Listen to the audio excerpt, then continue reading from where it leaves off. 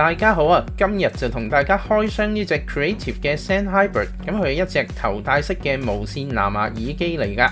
咁佢嘅價錢非常之親民啦，亦都支援 ANC 降噪啦，有27個鐘嘅電量，藍牙 5.0 同埋 Super X5。咁佢係一個 3D 嘅虛擬音效嚟㗎。咁聽嘅時候咧就可以好有空間感啦。可以去翻 Google Play Store 啦、Apple 嘅 App Store 啦，或者一啲大陸嘅應用商店都可以 download 到隻 app 噶啦。再睇翻佢嘅規格啦，40mm 嘅大單元啊，另外支援翻20Hz 至到20000Hz 嘅頻率，32âm嘅阻抗。咁啊 SNR 咧75dB 啫，咁佢一隻入門級耳機啦，咁所以就唔可以要求好高嘅信噪比啦。咁喺唔開 ANC 之下咧，37個鐘頭嘅電量啊，充電時間就1.5個鐘嘅啫。事不宜遲啦，我哋即刻嚟個開箱。打開個盒之後就即刻見到入邊有一個攜帶袋啦。跟住就係耳機嘅主體，入邊仲有一個袋裝住啲嘢，入邊有說明書啦，同埋有2條嘅線，攞去出嚟望一望。首先第一條就係 USB 嘅充電線啦，而另一條就係 3.5mm 嘅音源線啦。咁係可以直接插 3.5mm 插落電腦又得，或者音樂播放器都可以㗎。咁我哋直接講一講音質啦。聲音調校方面咧係中性嘅。高中低音嘅表現咧，亦都係好平均啊，有應有嘅效果啊。即係低音對比其他頭戴式耳機咧就冇咁重啦。佢亦都唔似其他平價耳機需要將呢個低音調到好重嚟掩蓋翻中音高音嘅瑕疵嘅。咁呢隻 Sennheiser 咧喺應該聽到嘅部分咧都聽得到晒嘅，中高音嘅細節咧亦都聽得到啊。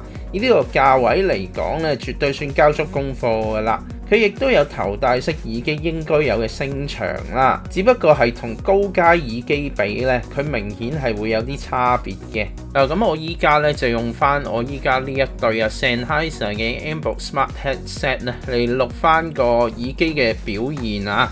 咁我呢隻耳機咧就左右咧自己本身都有個咪嘅。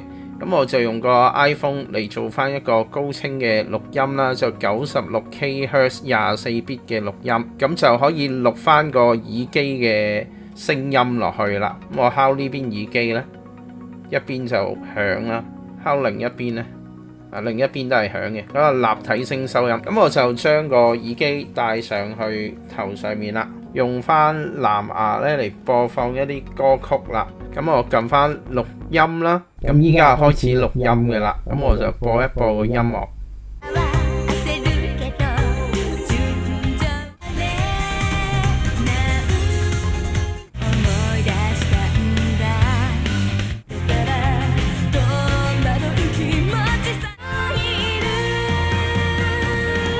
咁除咗藍牙連接之外咧，佢都可以做翻一個有線連接嘅。咁我依家咧就揾呢個 Sony 嘅一個 Music Player 啦。咁啊嘗試用線嘅形式咧接駁翻呢個耳機啊。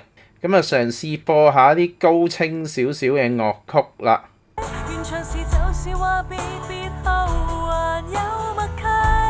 咁另外咧因為 Music Player 本身咧佢可以 set EQ 嘅，咁我嘗試咧熄咗個 EQ 先，咁就俾大家去聽得到成個效果。因為開咗 EQ 之後咧譬如我中意開呢一個啦，咁啲 bass 咧就會出好多。咁但係如果我開翻 Direct 啦，咁即係冇任何 EQ 直出啦，個效果又如何咧？俾大家聽一聽。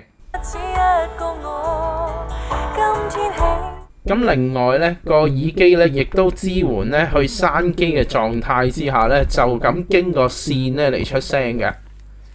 我而家除個耳機出嚟俾大家望一望啦，先掹咗條線先，我將個 power 咧熄咗佢，咁熄咗啦，再插翻個 3.5 嗰條音源線落去。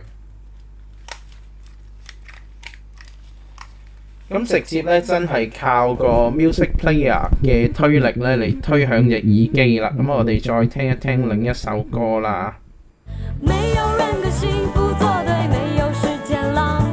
咁咧試聲咧就好快同大家試完啦。咁基本上今次呢隻咧一隻 budget 嘅 headphone 啦。咁如果你話論音色咧，佢同好多高階嘅耳機比咧，當然係冇得比啦。但如果你話一般聽下歌呢，咁佢啲聲都 OK 嘅。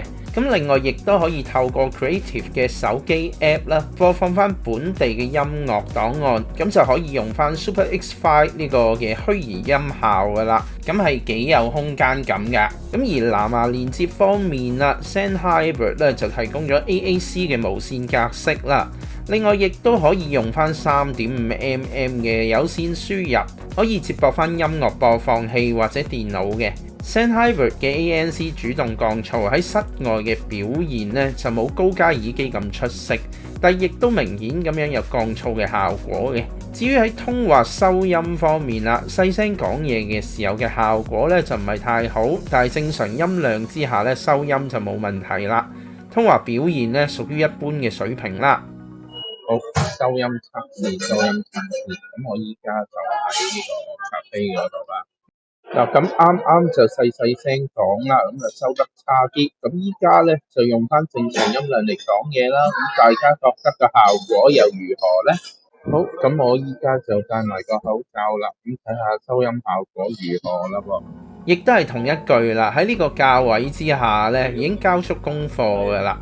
而喺電量方面啦 ，ANC 開啟之後就27個鐘啦。對於一般頭戴式耳機嚟講咧，只可以算係一般嘅啫。但係如果同一般嘅真無線耳機比較咧，就絕對非常夠用噶。至於喺佩戴方面啦，舒適度咧都算唔錯啊。頭戴耳機嚟講咧，算係輕便嘅啦，穩定性亦都唔差。戴嘅時候就唔會咁容易跌出嚟啦。入邊咧都有金屬框架喺度。咁都硬淨嘅。至於喺操作方面啊，按鍵咧都係集中喺右手邊啦。先有音量鍵啦、電源鍵啦、3.5mm 嘅接口同埋 ANC 嘅開關。電源鍵短按咧就可以換出呢個語音助手啦，包括 Siri 啊、Google 語音助手啊，或者國產手機上面相對嘅語音助手。而左手邊咧就係 USB Type-C 嘅充電接口，而喺操作耳機嘅時候咧，亦都有語音提示嘅。跟機嘅配件剛剛大家已經睇過啦，基本上都係齊全嘅，都係實而不華啦。最後總結啦 ，Creative 嘅 Sennheiser 咧係一個功能全面、性價比唔錯嘅頭戴式耳機嚟㗎，有 ANC 啦、3.5mm 嘅輸入啦，同埋 Super X5 嘅 3D 音效。咁佢中性嘅調音咧，對於大部分嘅消費者嚟講咧，都係幾好接受嘅。而以呢個價位嚟講，佢功能全面同埋亦都係冇乜明顯嘅缺點啦。咁所以咧，都係對一啲 budget 有限嘅消費者嚟講咧，一個選擇嚟噶。咁我今日嘅分享就嚟到呢一度啦。如果中意我影片嘅話，記得俾個 like 我啦。另外記得分享俾你朋友，再去訂閱我嘅頻道，記得撳埋隔離通知個鐘。咁我哋下條片再見啦，拜拜。